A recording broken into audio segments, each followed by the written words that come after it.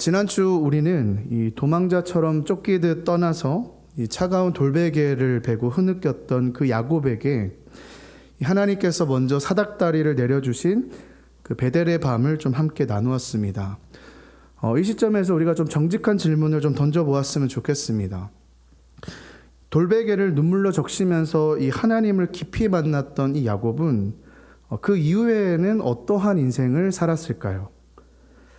다음날 아침부터 세상의 모든 유혹을 이겨내는 거룩한 성자처럼 살았을까요? 솔직히 우리의 인생이 그렇게 낭만적으로 흘러가지 않는 것처럼 사실 이후의 본문을 보시면 야곱의 인생도 마찬가지였습니다. 이 베델의 은혜를 가슴에 품고도요, 이 야곱은 당장 그 내일의 생존을 위해서 발버둥을 쳐야만 하는 또 다른 팍팍한 현실을 마주해야만 했습니다. 좀 이야기를 좀 들어가 볼까요? 야곱은요, 그 베델로부터 떠나서 그 길로 700km나 떨어진 이제 그 외삼촌 라반의 집으로 들어가게 됐는데 무려 20년이라는 긴 세월을 그곳에서 보내게 됩니다. 어쩌면 인생에서 가장 빛나는 그 20대 또 30대를 몽땅 헌납한 그곳에서 야곱은 평생 잊지 못할 딱 한 가지를 뼈저리게 배우게 되는데요. 어떤 거냐면 바로 뛰는 놈 위에 나는 놈이 있다는 거였어요. 이 말이 무슨 말인지 아시죠? 뛰는 놈 위에 나는 놈이 있다. 야곱은 그곳에서요, 외삼촌의 둘째 딸이었던 라헬이라는 사람과 깊은 사랑에 빠지게 됩니다. 혹시 여기서 어떻게 외사촌이랑 결혼하느냐라고 좀 불편하게 느껴지실 분들도 계실 텐데, 이 모세의 율법이 제정되기 전이었던 이 고대 근동 시대에는요, 이 이방인들의 우상 숭배 문화에 동화되지 않기 위해서, 그리고 그들의 가문과 신앙의 혈통을 유지하기 위해서 가까운 친족끼리 결혼을 하는 것이 오히려 그때 당시는 권장되던 사회였음을 좀 여러분들이 인지를 좀 해주셨으면 좋겠습니다. 당시 고대 문화에서는요, 이 아내를 맞이하게 되려면 이 신부의 아내가 되는 신부의 아버지에게 반드시 이 정당한 액수의 결혼 지참금을 지불해야 했습니다. 근데 아시다시피 이 에서가 아니죠, 야곱이죠. 야곱에게 뭐가 있겠었습니까? 형을 피해서 야반도주한 빈털터리인 도망자 야곱에게는 당장 내어줄 재산이 없었던 것이죠. 그래서 야곱이 선택한 게 무엇입니까? 돈 대신에 자신의 노동력을 삼촌에게 바치겠다고 이렇게 제안을 합니다. 삼촌, 제가 삼촌 밑에서 7년 동안 노동을 할 테니까 삼촌의 딸인 라헬을 저에게 주십시오. 그렇게 사랑한 이 라헬을 얻기 위해서 7년을 정말 수일처럼 여기면서 뼈 빠지게 일을 하게 됩니다. 그런데 드디어 기다리던 그 결혼식의 첫날 밤에 두근거리면서 신부의 면사포를 들춰보았더니 라헬이 아니라 첫째 딸인 레아가 등장을 하더라는 것이죠. 속이 뒤집어져서 삼촌에게 따졌습니다. 삼촌, 이게 무슨 일입니까? 왜 레아가 아니라 라헬이 아니라 레아입니까? 그랬더니 삼촌이 이렇게 얘기하는 거예요. 우리 동네는 언니보다 동생이 먼저 시집 가는 경우는 없다. 네가 정 라헬이 좋으면 7년을 나를 위해서 더 일해줬으면 좋겠다. 라반이 알았던 것 같아요. 라헬을 너무 좋아했던 것을요. 그래서 어떻게 해요? 야곱은 어쩔 수 없이 사랑하는 그 여인과 결혼하기 위해서 7년이라는 시간을 더 일을 하게 됩니다. 그러니까 오늘날로 말하면 14년 동안 이 노동력을 착취당한 것입니다. 평생 남을 속이며 살았던 이 야곱이 이제는 뭐예요?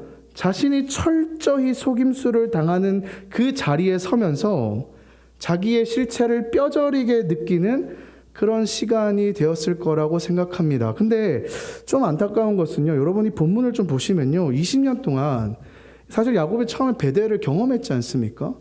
근데 본문을 찾아보면요, 야곱이 하나님을 찾았다, 야곱이 하나님을 향해서 예배를 드렸다라는 기록은 사실 찾아볼 수가 없어요. 우리가 수련회 때 은혜를 받고 이 학교와 직장에 가면 또 불안해서 나의 스펙으로 내가 가진 것으로 살아남으려고 온갖 꼼수와 잔머리를 동원하면서 살아가듯이 이 야곱도 뭐예요? 베델의 은혜를 경험했음에도 불구하고 또다시 자기에게 닥쳐오는 그 수많은 일들 속에서 하나님을 찾기보다는 또 자신의 힘으로 자신의 꾀로 살았음을 보게 되는 것이죠. 어쨌든 이 야곱이 이 노동 착취를 당하면서 14년을 보냈고요. 또 레아와 라헬이랑 결혼을 하고 6년을 더해서 20년이라는 그 지독한 세월을 악착같이 버텨냅니다. 그리고 오늘 본문을 보시면요, 마침내 정말 남들이 부러워할 만한 가축대와 재산을 이제 쌓게 되는 거예요. 야곱의 생각에 이 정도 되면 이제 내가 고향에 가도 별 문제가 없겠다라고 판단을 한 것 같아요. 세상의 눈으로 봤을 때는 완전 자수성가한 사람이거든요. 그래서 가족들과 함께 고향에 가기로 결정한 어느 날 어디에선가 소문이 들리는 거예요. 무슨 소문이었나요? 20년 전에 자기를 죽이려고 했던 형 에서가 무려 400명이나 되는 군사를 이끌고 오고 있다는 소식이었습니다. 이 400명이나 되는 숫자는 지금으로 봤을 때는 크게 큰 숫자가 아니라고 볼 수 있지만 그때 당시만 해도 한 마을을 몰살시킬 수 있을 만큼의 어마어마한 규모의 군대였다고 합니다.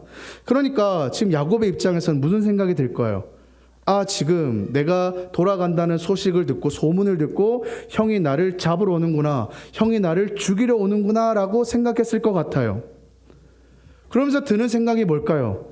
자신이 지금 뼈를 갈아 넣어서 20년 동안 철저하게 쌓아 올렸던 그 공든 탑이 어쩌면 단 하루 만에 모조리 날아갈 수도 있겠다는 엄청난 두려움이 몰려왔을 겁니다.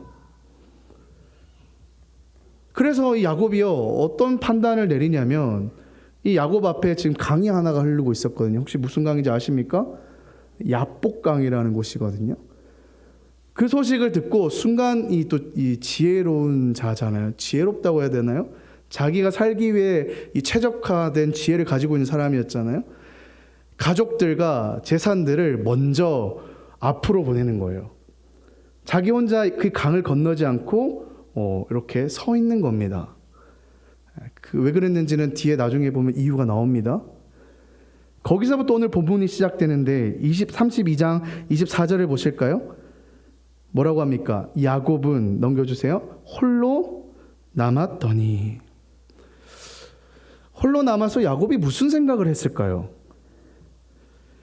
야곱의 이 막대한 부도 또 그의 현란한 잔머리와 지혜도 목숨을 1초도 연장할 수 없는 그 캄캄한 밤을 경험했지 않았을까요?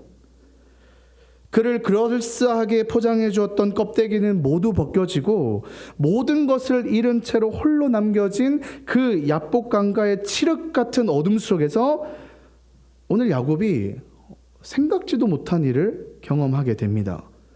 24절 하반절을 보겠습니다. 이렇게 되어 있어요.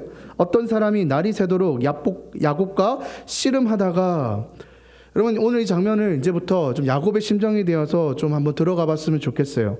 지금 내일이면 목숨이 날아갈지도 모르는 공포를 좀 떨고 있는 거잖아요. 그 공포 가운데 어둠 속에서 누군가가 다짜고짜 달려들면서 이 야곱의 목을 조르고 허리를 꺾으면서 맹렬하게 지금 씨름을 하는 거예요. 그러면 지금 야곱의 입장에서 지금 혼자 있었잖아요. 다 가족들 보내고. 근데 어떤 사람이 나한테 다가온 거예요. 그럼 그 사람을 뭐라고 생각할까요, 여러분? 미친 사람? 네. 미친 사람일 수도 있겠죠. 그런 생각이 들었을 것 같아요.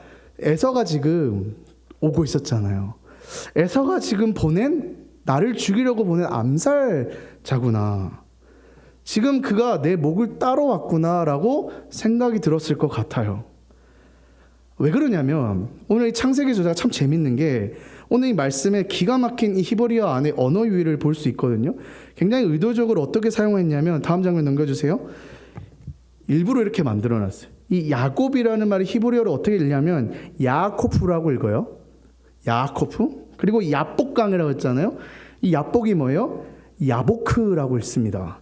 그리고 강에서 씨름을 하다는데 씨름이 뭐예요? 예아베크예요. 그러니까 지금 한 문장에 지금 이 말이 계속 나오는 거예요. 야복, 야복, 야복, 야복, 야복. 무슨 말 알겠어요? 이건 장난이지만 어떤 이유로 이게 넣었는지 아시죠? 거기다가 이 씨름합니다의 원어를 좀 찾아보면요, 이 먼지라는 뜻의 아바크라는 뜻이 있습니다. 그러니까 지금 히브리어 저자가 왜 이 장면을 이렇게 만들어 놨을까요? 그러니까 성경은 야코프가 이 야보크 강에서 예아베크 하면서 온몸에 뭐예요? 아바크, 먼지를 뒤집어 쓰고 엉겨 붙은 채로 아수라장이 되어 있는 이 장면을 이렇게 묘사를 한 겁니다. 치열한 전투였다는 거예요. 그리고 사실 아까 야곱의 입장에서 암살자라고 생각했잖아요. 지금 죽으면 안 되거든요, 사실은. 나중에 보겠지만 이렇게 떠나보낸 이유가 분명히 있거든요. 자신을 지켜야 된단 말이에요. 근데 지금 여기서 죽으면 안 되기 때문에 필살의 결의를 가지고 지금 싸우는 장면이라고 생각하시면 좋을 것 같아요. 근데 야곱과 이제 어떤 사람이 1대1로 지금 싸우고 있는데 밤이 지금 밤새도록 싸웠거든요. 근데 밤이 깊어가면 갈수록 야곱 이상한 생각이 드는 거예요. 무슨 생각이냐면 씨름을 하다 보니까 이 상대가 도저히 내가 이길 수 없는 상대라는 게 느껴지더라는 거예요. 내가 이렇게 움직였는데 안 움직여요. 옆으로 틀었는데 안 움직이는 거예요. 뭐지?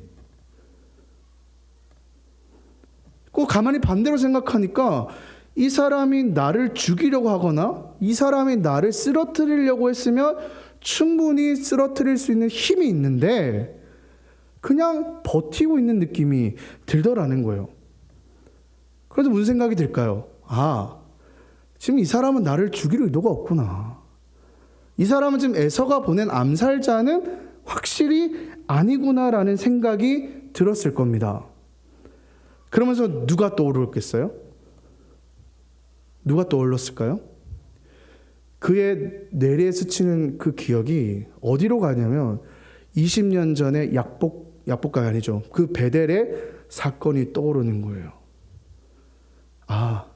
어쩌면 하나님일 수도 있겠구나. 어쩌면 그러면서 이 20년 전에 그 사건이 떠오르면서 그의 그 20년 동안의 인생이 쫙 주마등처럼 스쳐 지나갔을 겁니다. 암살자가 아니구나. 20년 전에 베델에서 나를 찾아왔던 나의 창조주이자 여호와 하나님이시구나. 근데 상대가 하나님임을 깨달았던 이 야곱이 다시 깊은 혼란에 빠지는 거예요. 왜냐하면 그 20년의 삶이 녹록지 않았잖아요, 사실. 그리고 사실 아까도 얘기했지만 하나님을 붙잡는 삶은 아니었단 말이에요. 그럼 하나님이구나 하면 또 대번에 드는 생각이 뭘까요? 하나님이 나를 혼내러 온 거구나 생각이 들었지 않았을까요?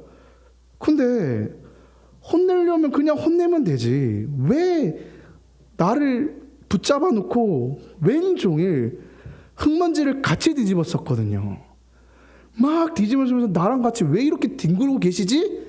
라는 생각이 들었지 않았을까요? 그리고 25절 말씀 보실까? 25절에 참 이상해요. 뭐라고 얘기하냐면 자기가 하나님이겠죠. 자기가 야곱을 뭐예요? 이기지 못함을 보고라고 지금 기록되어 있거든요. 아니 하나님이 야곱을 힘으로 못 이겼다고요? 아까 봤잖아요. 못 이긴 게 아니라니까요. 그럼 왜 이렇게 기록했냐는 거예요. 못 이기신 게 아니라 뭘까요? 이 야곱을 살리시기 위해서 기꺼이 뭐요? 그냥 저주시기로 자발적인 패배를 선택하신 거예요. 사랑하는 여러분, 세상의 논리로는요, 내 약점을 짓밟고 폭력으로 군림해야 승리자가 된다고 가르치잖아요. 근데 우리 하나님은요, 여러분 더 잘하실 거예요. 이 두려움에 떨고 있는 그 야곱을 살려내 주시려고 가장 비참한 흙바닥까지 내려와서 그것도 밤새도록 끌어안고 함께 뒹구르신다는 거예요. 이 야곱의 숨통을 끊을 능력이 있음에도 불구하고 스스로 패배자의 자리를 택하시는 분, 그분이 바로 우리 아버지이신 줄 믿으시길 소망합니다. 이 약복 강가의 저주심은요, 훗날 어디에서 성취됩니까? 골고다 언덕에서 성취되지 않습니까? 우리 예수님 생각해 보십시오. 로마의 병정들의 폭력을 이기지 못하고 십자가에 무기력하게 기권패를 당하신 분 아닙니까? 근데 힘이 없어서가 아니었잖아요. 힘이 없어서가 아니라 영원한 사망에 빠져서 죽어야 될 우리를 살려주시고 창조주께서 기꺼이 져주신 위대한 사건이지 않습니까? 세상은 남을 밟아야 산다고 하지만 우리가 믿는 예수님은 내가 죽어줄 테니 너는 살아라 라고 우리에게 외치고 있다는 거예요. 야곱이 아마 그 씨름하는 그 현장 속에서 이 사실을 깨닫지 않았을까 생각이 듭니다. 이렇게 왼종일 하루 종일 밤새도록 씨름을 하고요. 하나님께서 이 야곱의 맹렬한 반항을 받아주시고 동이틀 무렵에 돌연 태도를 바꾸십니다. 그리고 야곱의 몸을 강하게 치시는데요. 32장 25절 보실까요? 하반절입니다. 제가 읽을게요. 그가 야곱의 허벅지 관절을 치매 야곱의 허벅지 관절이 그 사람과 씨름할 때에 어긋났더라. 여기서 이 치다라는 말은 욥기서에서 건물을 치다라고 할 때 치는 그 단어를 사용했습니다. 하나님께서 지금 이 욥기에 그 치긴 하는 이게 치는데 기둥을 완전히 박살내듯이 완전히 강력한 일격으로 야곱이 가장 믿고 의지했던 그 고관절을 정말 무차별하게 부셔버리십니다. 왜 굳이 하나님께서 거기를 치셨을까요? 저같이 팔을 치셔도 되고 되게 다양한 부위가 많잖아요. 야곱의 지난 20년을 돌아보면 좀 답을 알 수 있을 것 같아요. 아까도 좀 설명했지만 이 야곱은 뭐예요? 이 베델의 은혜를 받고도 하나님을 자기의 인생의 주인으로 모시기보다는 자신의 성공을 돕는 조력자 정도로 생각했을 것 같아요. 위기가 오면은 기도는 했을 것 같아요. 하지만 머리로는 뭐예요? 기도는 하지만 내 머릿속에서는 어떻게 해야 되는지 짱돌을 굴리고 있었을 거예요. 외삼촌 라반이 품삯을 교묘하게 속이면서 자신을 쥐어짤 때도요, 그는 이 베델의 언약을 굳게 붙잡고 엎드렸다기보다는 어떻게든 자기의 몫을 챙기기 위해서 이 삼촌과 치열한 기싸움을 벌입니다. 우리 궁금하신 분들은 한번 앞장을 가보십시오. 그 세상의 방식이죠. 눈에는 눈, 이에는 이잖아요. 끊임없이 잔머리를 굴리면서 얄팍한 꼼수를 동원하면서 자신의 힘으로 20년 동안 버텨온 것이 이 야곱의 인생이었어요. 그러니까 그의 내면은 어떤 생각이었을까요? 은혜는 은혜고 현실은 현실이지. 오늘 이 예배의 자리에서 아니면 수련의 자리에서 받았던 은혜는 은혜고 그래 그건 기억해야지. 하지만 내가 놓여있는 그 삶은 삶일 뿐이지. 현실은 또 살아야지. 자기 자신의 인생에 자기가 신이 되겠다고 하는 끔찍한 자아숭배입니다. 그리고 왜 이 한도뼈를 뗐냐면요, 이 사람이 두 발로 걷게 만드는 힘의 근원이 한도뼈에서 나오거든요. 지금 이 야곱의 인생이 뭐예요? 도망자의 인생이었잖아요. 야곱에게 가장 중요한 게 뭘까요? 여차하면 튀는 거예요.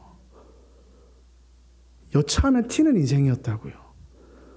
아까 보십시오. 왜 그 딱 들어온다는 소식을 듣고 왜 가족과 재산과 자기를 분리했을까요? 좀 잔인한 생각이지만 여차하면 뭐예요? 에서가 쳐들어오면 나라도 튄다는 거예요. 나라도 튀겠다는 거예요. 하나님께서 뭐예요? 끝까지 스스로를 구원하려고 했던, 내가 내 가족은 구원하지 못하지만 나는 구원할 수 있다는 그 부패한 자아의 축을 가차없이 부셔버린 거예요. 도망가지 못하게. 완전히 박살난 이 야곱이 그때서야 깨닫게 됩니다. 내 능력으로 내 인생을 멋지게 지키며 앞으로도 그렇게 살 줄 알았는데 하나님께서 한번 치시니까 내가 20년간 쌓아왔던 것이 얄짤없이 무너지는구나. 내 힘으로는 단 한 걸음도 스스로 뗄 수 없는 존재구나. 사랑하는 여러분, 우리도 일상에서 학벌이나 번듯한 직장이나 나의 약점을 가려줄 그 스펙이라는 환도뼈를 움켜쥐고 그것이 우리를 지켜줄 거라고 믿고 살고 있지는 않습니까? 근데 하나님께서는 오늘 우리에게 향하신 말씀이 뭐예요? 내가 가장 의지하고 있는 그것을 그냥 있는 힘껏 내려치신다는 거예요. 욥의 모든 것을 앗아갔던 것처럼 그 모든 것을 앗아가실 수도 있다는 거예요. 근데 그게 뭐예요? 야곱의 인생의 저주가 아니었습니다. 알량한 그 한도뼈 하나를 붙잡고 멸망으로 내달리고 있던 우리의 그 발목이라도 부서뜨려서 그 가지고 있던 그 알량한 힘마저 빼시고 오직 십자가 예수 그리스도께 매달리게 하려고 하는 하나님의 사랑입니다. 이 한도뼈의 어긋남이 우리가 움켜쥔 가짜 우상을 깨트려서 진짜 생명을 주시려는 하나님의 아프지만 가장 확실한 사랑인 줄 믿으시길 소망합니다. 이렇게 두 다리가 박살나서 흙먼지의 구덩이에 꼬꾸라지는 순간 이 자신의 이 알량한 의지를 계속해서 내세우려고 이 하나님께 싸우려고 했던 그 자신의 자존심이 완전히 무너집니다. 그리고 야곱이 선택한 게 뭘까요? 내가 의지할 수 있는 게 없구나. 26절 보실까요? 우리 같이 한번 읽어보겠습니다. 시작. 그가 이르되 날이 새려하니 나로 가게 하라. 야곱이 이르되 당신이 내게 축복하지 아니하며 가게 하지 아니하겠나이다. 이거밖에 없었어요. 세상을 이겨보겠다고 지고 있던 모든 무기가 무너진 이 자리에 주님의 긍휼이 없이는 단 1초도 숨을 쉴 수 없습니다. 저를 불쌍하게 여겨주십시오. 창조주 하나님 앞에 완벽하게 뱉기를 드는 황복의 표현입니다. 그렇게 전심으로 울고짖는 이 야곱에게 하나님께서 이런 질문을 던지세요. 27절 보실까요? 뭐라고 합니까? 내 이름이 무엇이냐? 아니, 전능하신 하나님이 야곱의 이름을 몰라서 이렇게 물어보셨겠어요? 야곱의 반응이 놀라워요. 시간을 20년 전으로 한번 돌려봅시다. 다음 PPT 넘겨주실까요? 아버지를 속이고 형의 축복권을 얻을 때 이삭이 이렇게 물어봅니다. 네 이름이 무엇이냐? 네가 누구냐? 그때 이 야곱이 했던 말은 야곱이라고 얘기하지 않죠. 뭐라고 합니까? 저는 형 에서입니다. 라고 거짓말을 했죠. 축복을 훔쳐내려고 세상에 그럴싸하게 남기 위해서 이 형의 털옷을 뒤집어 쓰고 진짜 자신의 모습을 꽁꽁 숨긴 채 자신을 포장한 말이었습니다.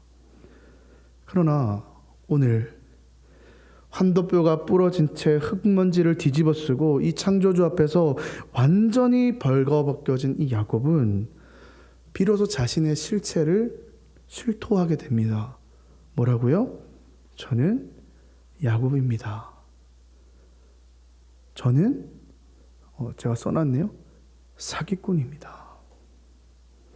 저는 평생을 속이는 자로 살아왔습니다. 평생을 도망치는 자로 살아왔습니다. 저는 남의 뒤꿈치나 잡고 살던 역겨운 사기꾼입니다.